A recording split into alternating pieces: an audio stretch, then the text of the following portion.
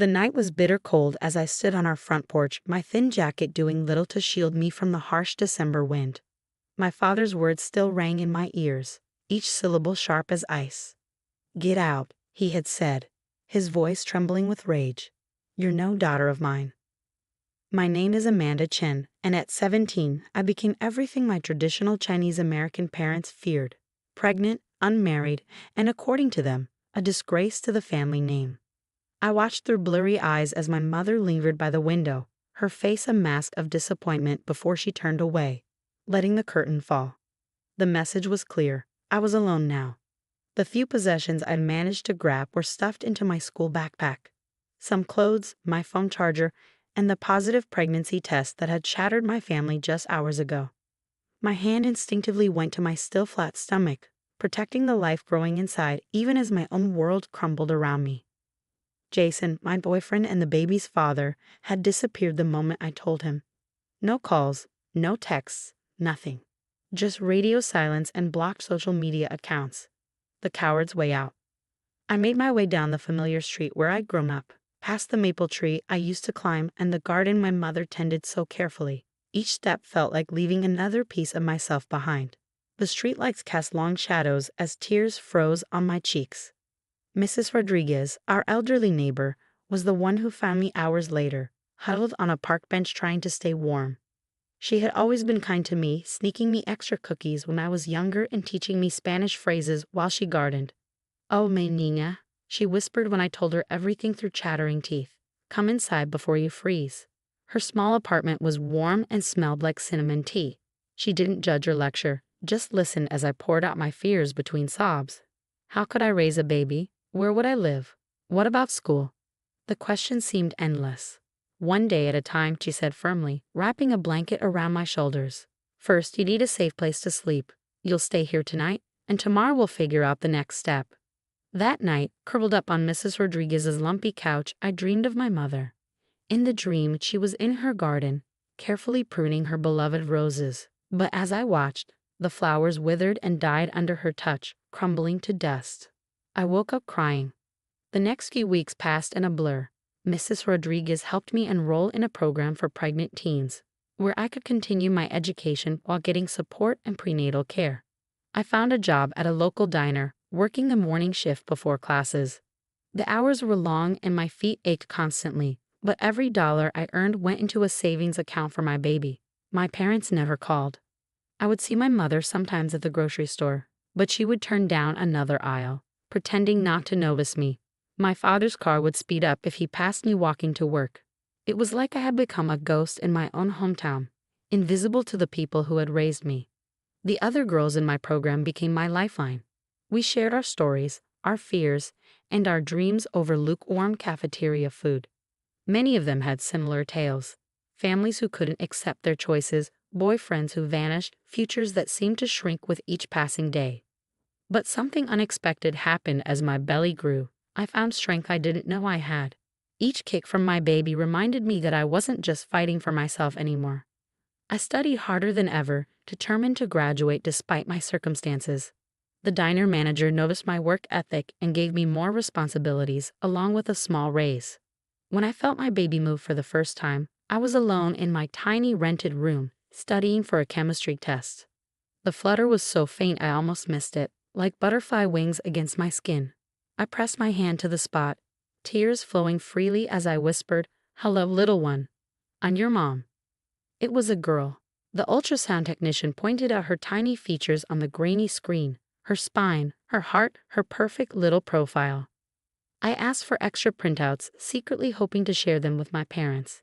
They sat in my bag for weeks before I finally threw them away, accepting that some bridges couldn't be rebuilt. Mrs. Rodriguez helped me prepare for the baby's arrival, teaching me to knit tiny hats and booties. Her arthritis made her movements slow, but her stories kept me company as we worked. She told me about raising her own children as an immigrant, about the challenges she faced and overcame. "Life never gives you more than you can handle," she would say, her needles clicking steadily, "even when it feels impossible." The contractions started during my final exam of senior year. I gritted my teeth through the pain, determined to finish the test before heading to the hospital. My water broke in the taxi, and 12 hours later, I held my daughter for the first time.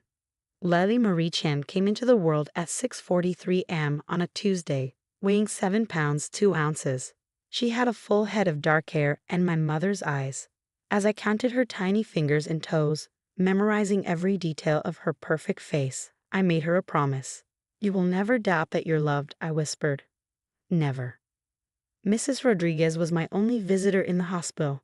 She brought homemade tamales and cooed over Lily in rapid Spanish.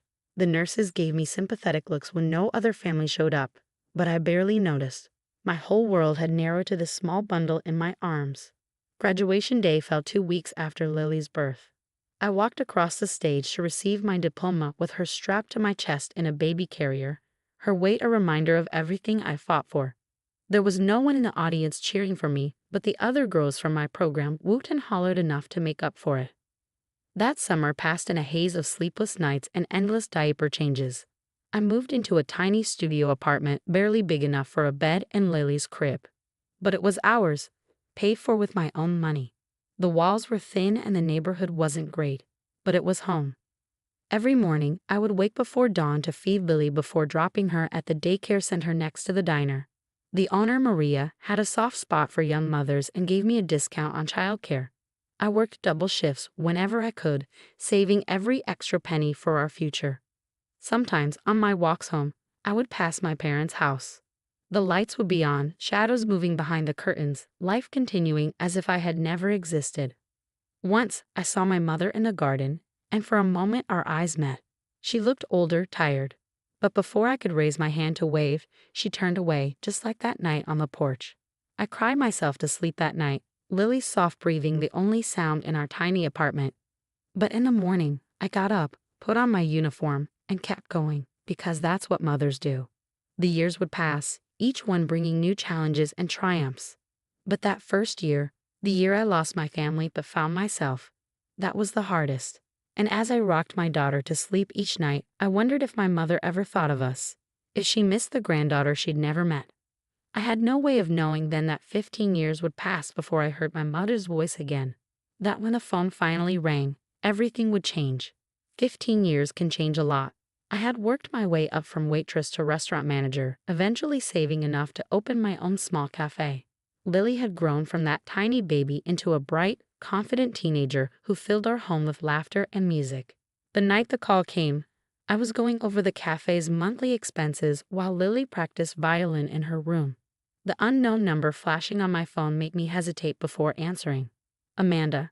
The voice was older, more fragile than I remembered, but unmistakably my mother's. My hand tightened around the phone as memories flooded back. That cold December night, the turnbacks, the years of silence. "Your father is dying," she said, her voice cracking. "Cancer. The doctors say he has weeks, maybe days. He's asking for you and Lily." I sat there stunned as she continued.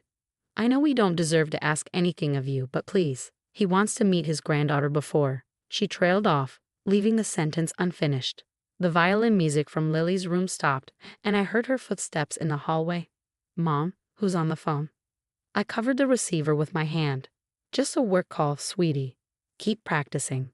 My mother must have heard her voice because she made a small, choked sound. "She sounds lovely." "She is," I said firmly, "no thanks to you or Dad."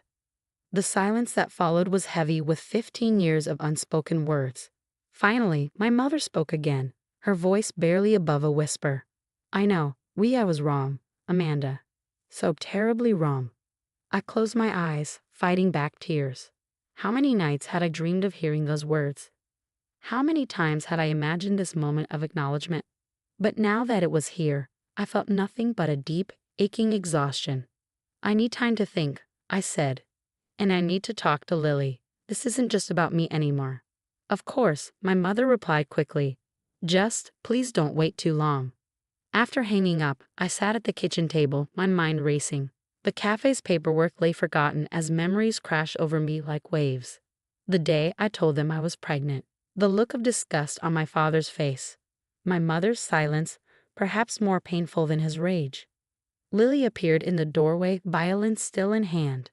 At 15, she looked so much like I had at her age. The same dark eyes, the same stubborn chin. but where I had been uncertain. She carried herself with quiet confidence. "That wasn't a work call, was it?" she asked, setting her violin down. "You're crying." I touched my cheek, surprised to find it wet.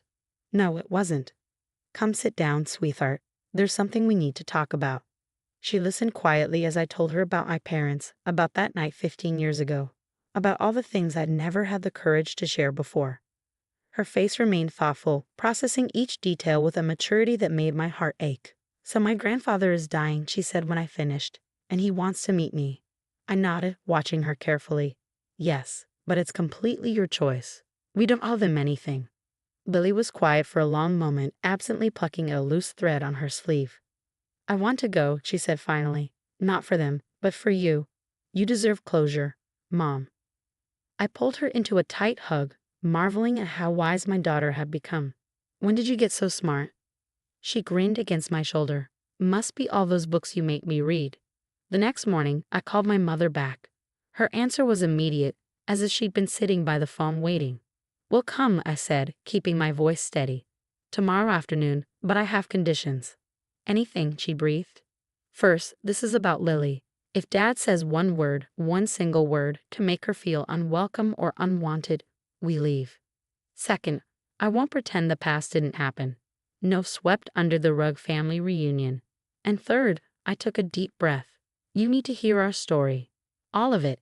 Everything you missed while you were pretending we didn't exist." There was a pause, then a soft, "Yes, of course." I spent that night going through old photos.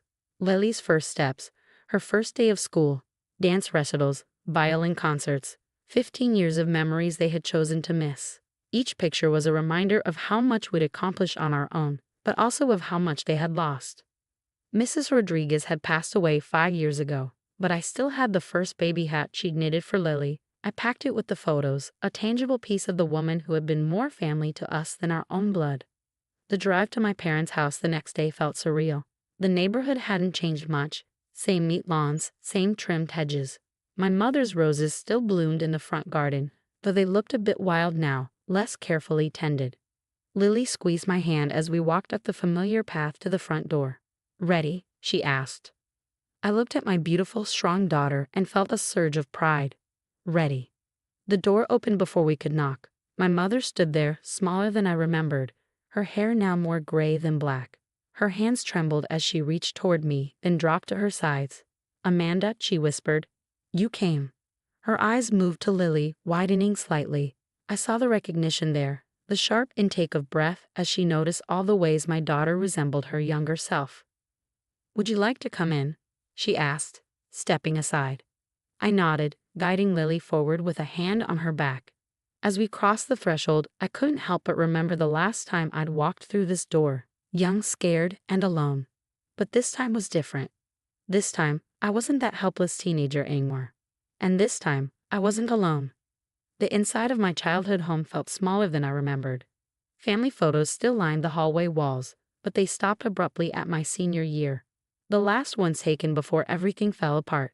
It was like time had frozen in this house, preserving a moment just before their perfect family shattered. My father was in the living room, propped up in a hospital bed that seemed out of place among the familiar furniture. The strong, imposing man who had thrown me out 15 years ago was gone, replaced by someone frail and diminished.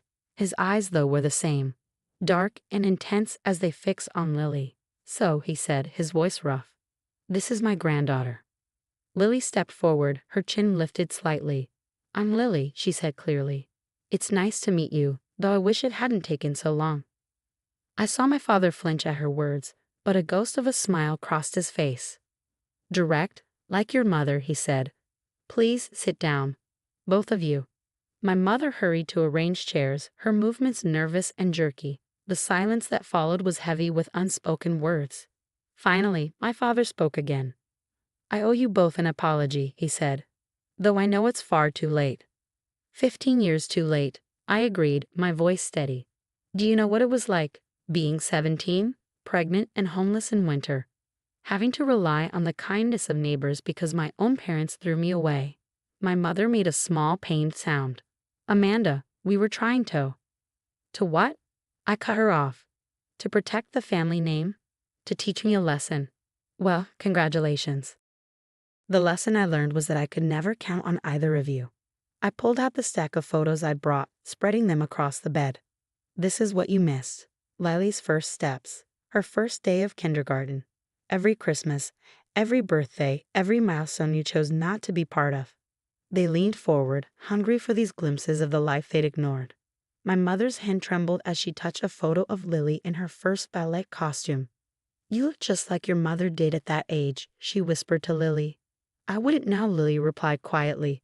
I don't have any pictures of Mom from back then. The silence that followed was deafening.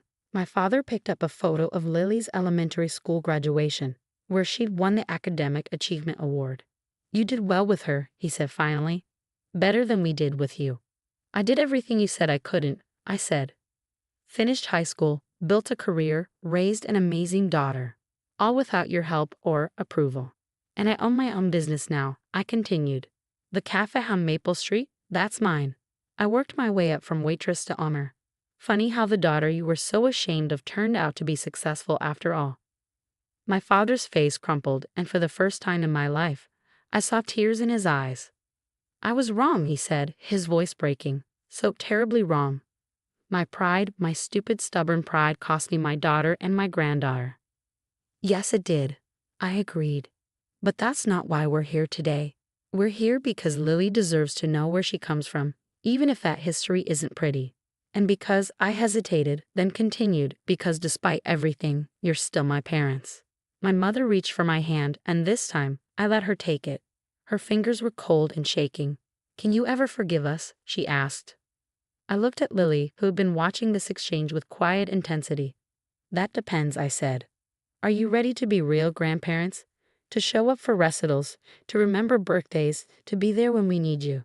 Because if this is just about easing your conscience before Dad dies, then no, I won't put Lily through that. I don't have much time left, my father said softly, what your mother does. And I've made her promise to do better, to be there in all the ways we should have been before. Lily stood up suddenly. I have a violin competition next week, she announced. First chair in the youth symphony. Will you come, grandmother? My mother's face lit up even as fresh tears spilled down her cheeks. Yes, she whispered. Yes, of course. Over the next few weeks, as my father's condition deteriorated, we began the slow, careful work of rebuilding bridges. It wasn't easy. There were moments of tension, of old hurts resurfaces, of harsh words that needed to be said. But there were also moments of healing. My mother came to the cafe, proudly telling customers that her daughter was the owner. She attended Lily's violin competition, beaming from the audience. She even helped us plant a small herb garden behind the cafe, teaching Lily the gardening skills I'd never let her teach me. My father held on long enough to see Lily perform a private violin concert in his room, her music filling the house with something that felt like forgiveness. He died peacefully the next day, holding both our hands. At the funeral, I stood between my mother and daughter, thinking about the long, twisted path that had led us here. The years of pain and silence, the strength I'd found in solitude, the daughter who had taught me more about love and resilience than my parents ever had. What happens now? Lily asked later as we sat in her apartment above the cafe. I looked at my mother, who had come home with us, who was learning to be the grandmother she should have been all along. Now, I said, we write a new story, together. That night, as I lay in bed, I thought about the 17-year-old girl standing alone in the cold, thinking her life was over. I wish I could tell her that she was stronger than she knew, that she would build a beautiful life from the ashes of what was lost. But mostly, I wish I could tell her that sometimes the hardest paths lead to the most meaningful destinations. That forgiveness doesn't mean forgetting, but it can mean finding peace. And that love, even when it seems completely broken, has a way of coming full circle. My phone buzzed with a text from my mother. Lunch tomorrow. I'd love to hear more about your high school years with Lily. I smiled as I typed back, yes, there's so much to tell. Because that's the thing about family, sometimes you have to lose it to find it again. Sometimes you have to break apart completely before you can rebuild something stronger. And sometimes, just sometimes, 15 years isn't too long to wait for a second chance.